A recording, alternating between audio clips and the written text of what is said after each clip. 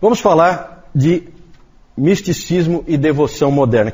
Não quero falar muito sobre isso aí, eu só quero dizer para vocês que existia esse movimento diferente dentro da igreja única nesse período, a Igreja Católica Romana, e é o movimento místico, certo? Os místicos, eles eram cristãos de um tipo diferente, as ênfases deles eram sempre no amor, o amor ao próximo, o amor a Deus, especialmente, e na virtude, fazer as coisas certas e tal. Então você tem muitas freiras que seguem essa linha, muitos monges que seguem essa linha, a linha mística, né? Os 3 pontos principais no pensamento dos místicos eram a união com Deus, eu estar unido a Deus, né? Várias dessas freiras se casaram com Jesus Cristo, né? Misticamente, certo? Então essas coisas absurdas assim, né? Mas nós temos que falar porque eram coisas que tinha nesse período. União com Deus, o amor a Cristo e a negação de si mesmo eram pontos importantes para esses místicos, certo? E o conhecimento para eles era sempre uma coisa não tão importante e muitas vezes prejudicial. Na verdade, aqui aparece um pouco de reação ao escolasticismo. E reações sempre são desequilibradas, né? Vamos falar de alguns místicos, não vou falar deles não, eu só vou citar rapidamente só para vocês, quando virem os nomes em algum lugar, vocês lembrarem que já viram aquele nome.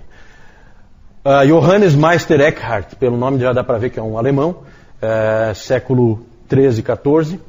O Dr. Calhoun diz que ele tem um livro, Os Sermões de Meister Eckhart, e ele disse que ele sempre tenta ler algum desses sermões, né? Só que ele nunca conseguiu entender nenhum, né? Então é tudo assim, sabe aquela viagem que o indivíduo fica falando, né? A gente usa hoje em dia a gíria, né? O cara está viajando. É isso aí que esses caras fazem quando escrevem, né? E esse Eckhart aí é especialista nisso. Vou ler para vocês uma frase dele, só para vocês terem uma ideia. Uma pulga, na medida em que ela está em Deus, é por si mesma maior do que o maior anjo. Portanto, em Deus, todas as coisas são iguais e são o próprio Deus. Inclusive, ele se complicou, porque esse tipo de frase aí cheira a quê? Cheira a panteísmo, né? Então a igreja começou a ver nele uma certa heresia e coisa, ele foi obrigado a se retratar. E dizer, não é isso, não foi isso que eu quis dizer, né? Aquela... então é complicado, né? Mas é um sujeito esquisito esse aí, mas é um sujeito bastante conhecido, né? Esse Meister aí, na verdade, não é do nome dele, não, é mestre, né? Como os seguidores dele chamavam ele. Esse Walter Hilton, não vou falar nada sobre ele, mas ele escreveu um livro importante para os místicos que se chama A Escada da Perfeição. Os místicos adoram a ideia de uma escada, de passos que você tem que seguir para o teu aperfeiçoamento espiritual. Então ele tinha esse livro, A Escada da Perfeição. A Juliana de Norwich, ela é a primeira mulher a escrever um livro em inglês. Inclusive é estranho porque esse nome Juliano não era usado para mulheres. Então, na verdade, o que se acha hoje é que esse nome não é o nome dela. Que ela ficava próxima à igreja de São Juliano e por isso ela ficou com esse nome, com o nome dele, né?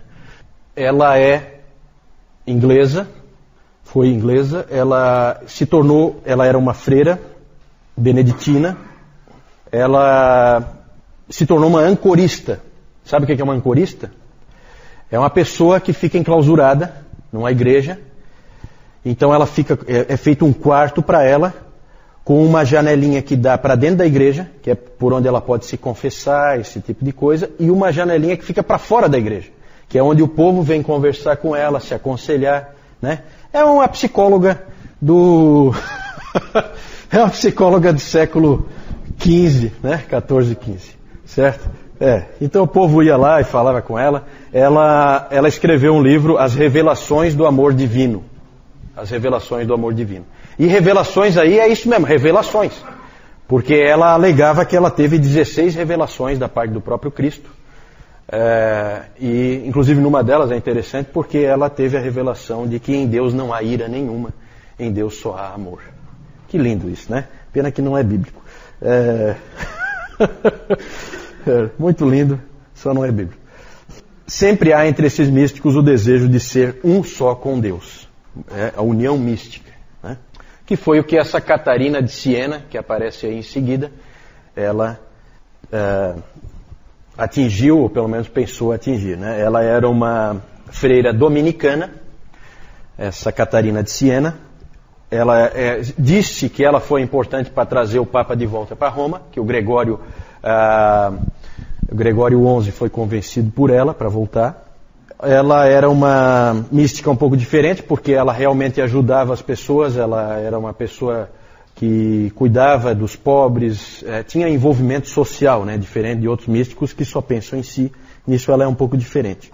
Ela conta no seu livro O Diálogo sobre vários arrebatamentos espirituais que ela sofreu, inclusive um delas em que ela se casou com Jesus Cristo, né? Então, essas coisas estranhas que tinham desses místicos, né? É a união mística, certo? Desses todos aí, o Lutero, claro que ele desprezava todos eles, a não ser esse último aí, Johannes Tauler, que ele recomendava a leitura, e realmente, segundo o Calhoun, é um místico que dá para você ler, que é interessante o que ele escreveu. Tem coisas boas que você pode aproveitar. Agora, o mais importante de todos, o mais famoso de todos, até hoje é um livro muito importante, eu já li bastante coisa, do livro do Tomás A. Kempis, A Imitação de Cristo. Alguém já leu alguma coisa da Imitação de Cristo aqui? Ninguém? É um livro realmente interessante, é um livro diferente. Esse Tomás A. Kempis, ele era um alemão, ele entrou nessa ordem dos irmãos da vida comum, que é uma ordem de leigos holandesa. E esse livro é um livro bem interessante, é um livro diferente, que ainda tem bastante coisa interessante para você ver hoje ainda. Ele tem bastante do sistema sacramental, mas também tem alguns elementos de justificação pela fé, tem alguma coisa de graça, não muito, mas tem bastante coisa válida ali. Ele é um livro parecido com o livro de Provérbios. Você tem ali muitas frases de efeito, e ele moldou muito do pensamento moderno quanto à vida com Deus. Ele é um pouco diferente dos outros. Tanto que o livro A Imitação de Cristo é tão importante que, quando se fala em devoção moderna, é sinônimo do livro do Tomás A. Kempis, A Imitação de Cristo. Esse livro é lido hoje ainda, é um livro que tem validade, né, diferente das outras coisas que é mais de significado mais histórico, né? É claro que você tem que saber separar aí o joio do trigo, como em tudo, né? Reter o que é bom só. Avaliação do misticismo. Eu falei que ia ser rápido e realmente isso aí não tem muito por que a gente gastar muito tempo, não tem nada de muito valor aí para nós. O que tem de bom no misticismo? A ênfase no amor a Deus, uma coisa do coração que o escolasticismo não tinha. Isso aí é uma coisa que não dá para a gente dizer que é ruim. A quietude, a humildade, tudo isso eles tinham. A ideia de você se diminuir, né? Tudo isso aí são coisas que você pode ver nesses místicos que são coisas de valor. Por outro lado, aspectos ruins são o extremo individualismo, né? Porque a pessoa realmente pensa nela, uma tendência forte de justificação pelas obras, e essa ênfase em experiência e sentimento em vez da palavra de Deus, né? Então essas experiências, arrebatamentos e não sei o que, tudo isso aí são coisas perigosas, principalmente quando depois você escreve livros dando autoridade para aquilo ali, né? Aí é mais perigoso ainda. É isso aí. Aqui então vocês veem a Catarina de Siena, ali vocês têm aqui a pintura da união mística, né? Ali não dá para ver, mas é uma troca de alianças dela com Cristo, né? Não sei quem é que está ali atrás. Deve ser Maria, né? Geralmente nesse período, Maria era pintada sempre ao lado de Cristo, certo? Inclusive na Capela Sistina, Michelangelo também sempre pintava. Onde ele pintava Cristo, ele punha Maria meio de lado ali, meio atrás, né? Dentro do pensamento católico romano, que até hoje é assim, né?